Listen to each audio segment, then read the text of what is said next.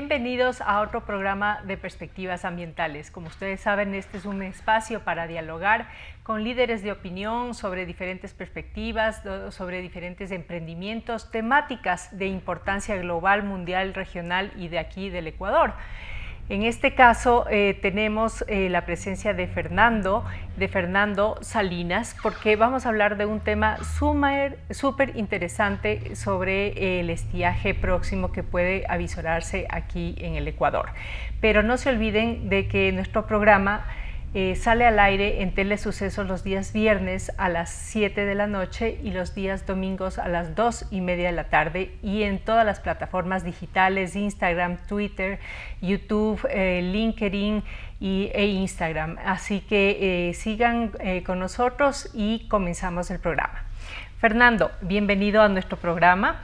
Yo quisiera contigo primero presentarles. Fernando tiene una ingeniería eléctrica, es ingeniero eléctrico con 3 posgrados a nivel de la maestría en Escuela Politécnica Nacional, en la Universidad Pontificia Comillas y la UNED de España. Es candidato a doctor en tecnologías industriales por la UNED y ha ocupado cargos directivos en diferentes empresas de energía eléctrica. Es docente universitario donde investiga sobre redes eléctricas inteligentes, energías renovables, hidrógeno verde y transmisión de energía. Me interesó mucho conversar contigo porque escribiste un artículo muy bueno que lo vamos a adjuntar acá y que les vamos a recomendar que lo lean completo, que se llama A comprar velas. Y claro, cuando yo leí esto dijo, a ver, ¿qué es lo que va a pasar? Y se avisora unos posibles recortes de luz aquí en el país. ¿Por qué se avisora esto? ¿Qué se presenta como estiaje? Bienvenido, Fernando. Muchas gracias, Verónica. A los televidentes un cordial saludo. En efecto, a futuro, como todos los años, porque es un fenómeno natural, se presenta un fenómeno denominado el estiaje, que no es más que una disminución de los caudales de los ríos que alimentan las centrales hidroeléctricas situadas en la cuenca oriental de la cordillera de los Andes.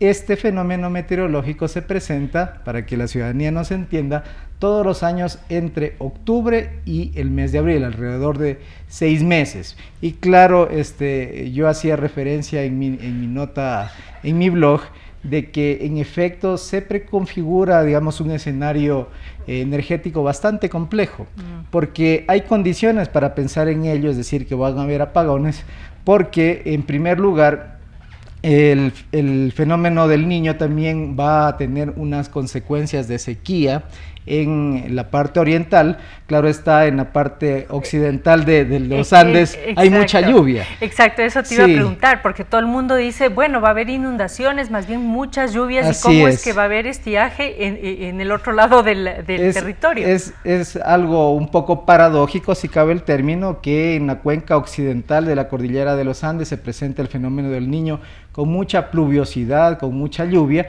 pero en cambio en la zona oriental, donde están ubicadas las principales centrales hidroeléctricas del país, en cambio se va a presentar un fenómeno de sequía.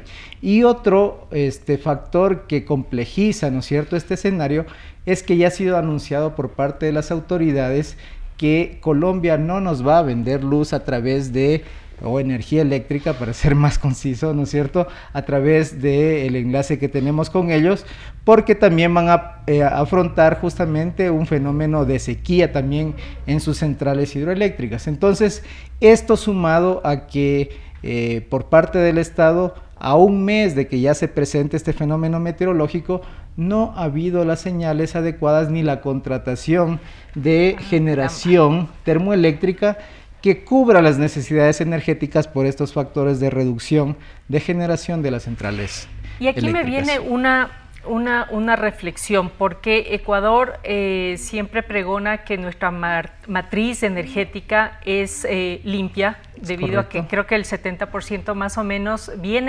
proviene de la generación hidroeléctrica, ¿cierto? Esto estamos hablando de la Coca-Cola Sinclair, de Toachi Pilatón, de ¿Cuál más? Bueno, hay algunos. Toachi Pilatón es una central que todavía no se culmina. Okay. Ojo, solo una pequeña central ya se ha culminado. Pero claro, ahí están, por ejemplo, el proyecto Coca-Cola Sinclair, es alrededor del 25% de la capacidad de generación del país. Está también las centrales de Hidropaute, Mazar, Sopladora, que son más antiguas, además. Sí, ¿no? que están ubicadas entre las provincias de El Azuay y Morona Santiago y todas las demás centrales. El problema realmente es que nosotros tenemos el 90% de la generación en la cuenca oriental, que es de donde se da este tipo de fenómeno. Ok. Entonces, pero y si estas son antiguas, hemos visto ya estos procesos que disminuye el caudal en otros años y hemos tenido problemas y han sido compensados, o siempre hemos tenido problemas y todavía no ha sido compensados. Bueno, los fenómenos, digamos, meteorológicos, como lo hacía referencia en el principio de la entrevista, son anuales, es decir, se presentan con esa frecuencia. Pero el tema es que en los años, desde el año 2016 hasta esta parte, se pregonaba, ¿no es cierto?, que teníamos mucha energía. Es más, a algunos periodistas, no sé con qué intención, pero decían que había demasiada energía y que estaban subutilizadas, a vender y que inclusive Colombia íbamos a vender. El inconveniente básicamente es porque la generación hidroeléctrica depende de un recurso natural, que en este caso es el agua, de las lluvias. Y es por eso que se presenta este fenómeno. No es porque no exista la infraestructura, es porque no existe con suficiencia en ciertas épocas del año el recurso natural, que es el agua, para generar toda esa hidroelectricidad. Correcto. Y supongo que además habrán estudiado no solamente el fenómeno del Niño, sino los efectos posibles del cambio climático, sea para lluvias o sea para más sequía, lo cual en cualquiera de los dos escenarios yo creería que el gobierno tiene que prever un plan siempre de contingencia para suplir esto, especialmente si entiendo que Colombia tampoco se va a dar abasto, o no sé si Perú. Es correcto. Dentro de lo que es una matriz energética dentro de un país, sucede algo muy similar a lo que son las finanzas. No poner en una misma canasta los huevos, que se dice, es decir, tiene que haber una diversificación de las fuentes de energía. En nuestro país eso no está tan diversificado, dado que nosotros dependemos básicamente de dos recursos, tanto la hidroelectricidad como la termoelectricidad. La hidroelectricidad, que lo habíamos dicho, depende de un recurso natural que es de carácter renovable, que es el agua, y la termoelectricidad, que depende básicamente de derivados del petróleo, ya sea búnker, fuel oil, gas natural e inclusive diésel, que tenemos dentro de esa matriz energética. Entonces, sí, respondiendo a su inquietud, sí deberíamos diversificar un poco más con fuentes especialmente de carácter renovable, para atender ese, digamos, ese criterio de tener una matriz energética con menos huella de carbono. Exactamente, a eso iba, porque desde una perspectiva ambiental, el tener alternativas pero basadas en combustibles fósiles quizás sea un retroceso. ¿Qué otras alternativas deberíamos estar mirando para suplir lo que tú dices, pero que no sea basado en combustibles fósiles? Hay actualmente tecnologías de carácter renovable muy maduras desde el punto de vista tecnológico y también con una potencialidad para seguir creciendo, dado que ya son tecnologías baratas, ¿sí? Como la energía solar fotovoltaica, que es la que ha tenido prácticamente más alcance alrededor del mundo. También tenemos importantes recursos en nuestro país todavía por explotar, como la energía eólica, y por qué no decir la energía hidroeléctrica de pequeños y medianos proyectos, que todavía tenemos un potencial realmente muy grande. Apenas hemos aprovechado el 25% de lo económicamente aprovechable en el país. Es decir, en carpeta tendríamos decenas de proyectos medianos, pequeños, y tendríamos algunos proyectos realmente grandes, de mucha envergadura, como por ejemplo el proyecto hidroeléctrico Santiago, que estamos hablando en las dos fases, de alrededor de 3.000 megavatios en estas dos fases de este proyecto, que va a estar ubicado en la provincia de Morona Santiago. ¿Y ese proyecto es gubernamental o es privado? ¿Y qué pasa también de paso con los proyectos de generación eléctrica privados? ¿Podrían abastecer la demanda? Sí, actualmente se hizo una reforma hace un poco más de un año, para que sea el sector privado quien atienda la demanda de crecimiento de la energía eléctrica en el país. Pero yo creo que esta reforma que se hizo a través de un decreto ejecutivo se quedó inconclusa, se quedó incompleta, porque por otra parte, y más bien dicho, no ha dado las señales adecuadas para que los actores privados inviertan en nuestro país, incrementando esa generación que necesitamos. Y al momento pues apenas son unos 2 proyectos que han alcanzado a ver la luz de los que están en carpeta. Para tener una idea de esto, hace un par de años casi ya, a través de un proceso público de selección, el organismo SELEC, que es la corporación que se encarga de generar y transmitir la electricidad en nuestro país, sacó un concurso público de selección. Ya fueron adjudicados alrededor de 500 megavatios de energía eólica, solar y con hidroelectricidad, pero hasta el momento no se los concreta ni siquiera la parte de la firma por parte del Estado, y de lo que se supone es que se espera una especie de fideicomiso que podría garantizar los pagos de esa generación. Pero me parece allí que hay que trabajar mucho en el tema regulatorio, ¿sí? Porque las señales que se le está dando al inversor privado no son las adecuadas. Claro, exactamente. Entonces es una prioridad que tiene que tener el gobierno para un plan de contingencia. Y esto no se ha dado en este gobierno ni en el anterior, todo este plan, y eventualmente podremos sufrir una crisis como aquella de la época del arquitecto Durán Ballén, que teníamos que adelantamos una hora, ¿no?, de trabajo, me acuerdo, la hora Sixto, sí, pues. Lo recuerdo. Sí. Yo era niño en ese entonces. Y yo también. Y nos adelantábamos. Nos adelantábamos, pero para los que no se acuerdan, teníamos que adelantar el reloj 1 hora para aprovechar un poco la luz del sol. Entonces, por mismos problemas, y otra vez no aprendemos. Entonces, por ejemplo, el Toachi Pilatón, ¿qué pasó con eso? El proyecto Toachi Pilatón, mire, son 13 años, Verónica. 13 años. 13 años desde que se puso la primera piedra, y actualmente se ha inaugurado una central, que son 3 centrales en el proyecto Toachi Pilatón. Se inauguró el año pasado, entró en operación, más que inaugurarse, esa es la palabra. Entró en operación una central pequeña de 50 megavatios, pero la central grande que realmente, digamos, suple un poco las necesidades del país es la de Yuriquín, que tiene 200 megavatios.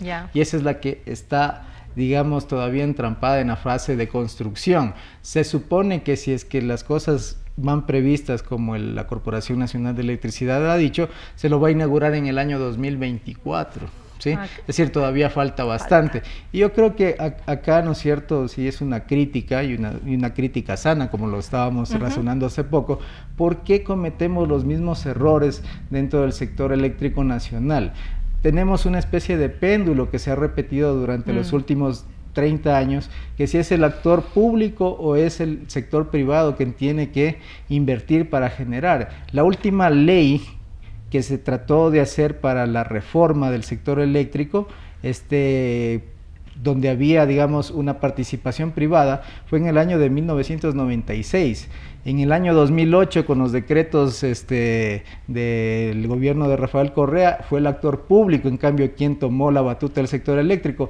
Y vamos en este péndulo cometiendo los mismos errores, y yo creo que más bien se tienen que definir ya un marco legal, regulatorio, para que se le dé confianza, o bien al sector público, o bien al sector privado, para no cometer los mismos errores que estamos teniendo, dado que centrales hidroeléctricas no se construyen de la noche a la mañana. ¿Cuánto tiempo son? No quiero decir el elefante blanco de Coca-Cola Sinclair, es un proyecto muy importante, no es un elefante blanco. Es importante, pero tiene muchas fallas en la construcción, aristas, pero por eso me gusta la propuesta tuya de centrales hidroeléctricas más chiquitas, así como las plantas de tratamiento más chiquitas que una gran, como Vindobona, que hablamos en algún momento de Quito, porque creo que pueden ser más fáciles de atraer inversión privada y también de manejar, ¿no es cierto? Sí, en la parte constructiva, digamos que tienen menos riesgo.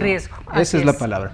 Correcto. Y sí, o sea, la idea es que de alguna manera las autoridades, ¿no es cierto?, se definan por dónde vamos en una trayectoria de largo aliento, que ahora alrededor del mundo estamos hablando de una estrategia de transición energética. Es decir, cómo descarbonizamos nuestro sistema energético, Correcto. cómo reducimos nuestra huella de carbono en etapa de la generación, transmisión, Correcto. distribución y consumo de electricidad. Así es. Entonces, esa es, digamos, el reto que tiene a futuro, ¿no es cierto?, los próximos gobiernos, definir un marco legal regulatorio que permita, ¿no es cierto?, definir una estrategia de largo aliento para el sector eléctrico y que no nos veamos abocados a lo que todos los años se presenta de manera recurrente, el tema de ver si es que compramos o no las velas para afrontar los apagones.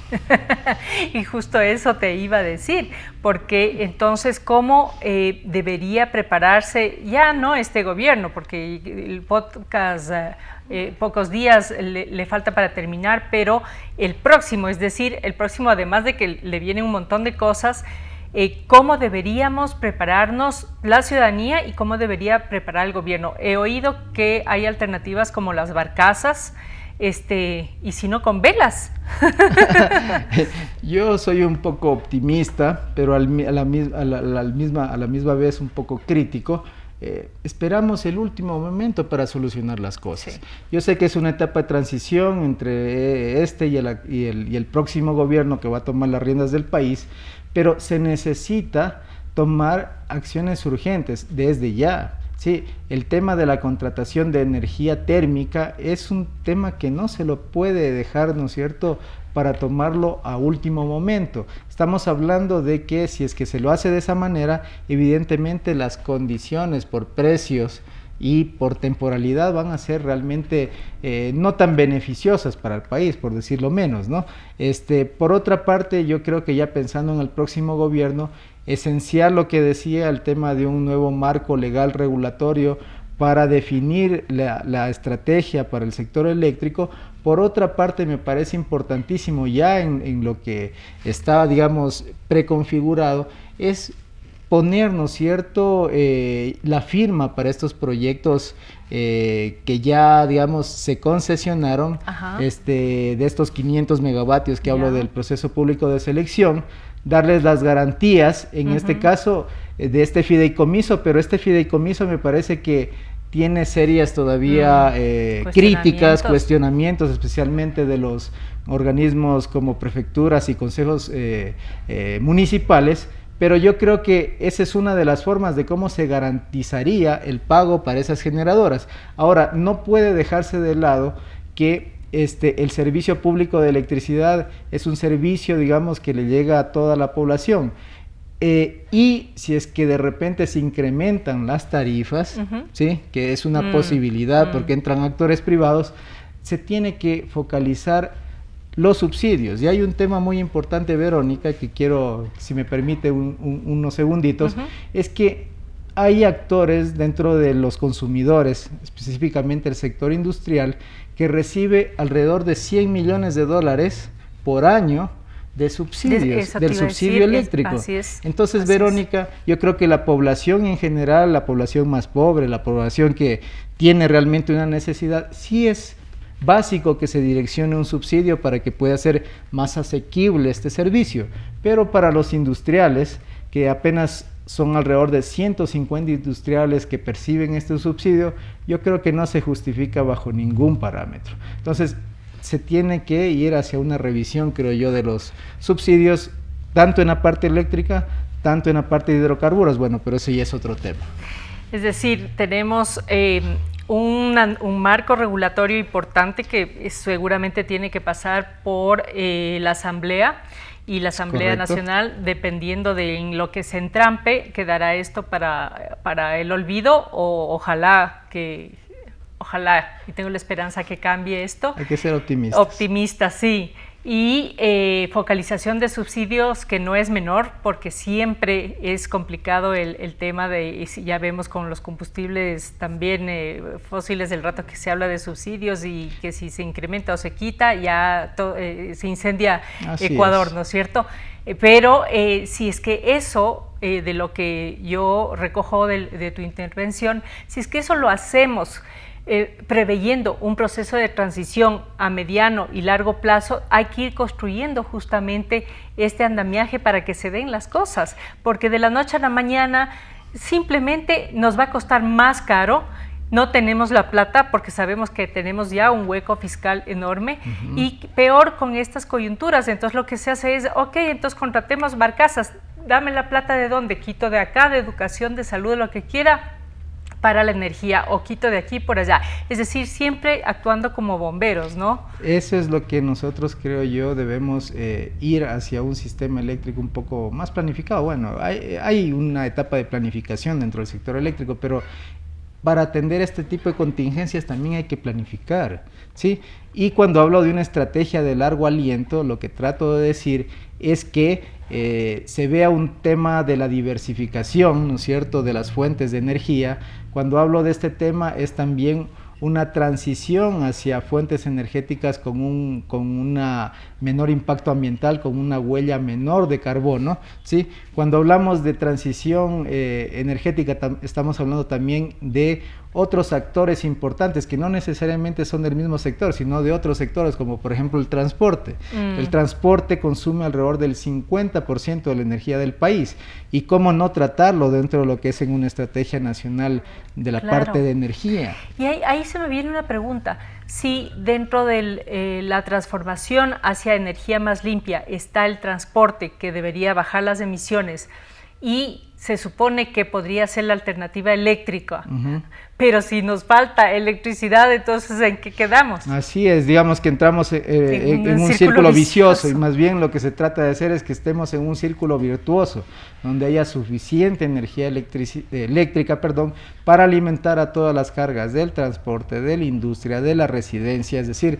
inclusive con un sector eléctrico fortalecido, que sea un factor de competitividad para el país, ¿no? Con precios realmente asequibles para todos los sectores.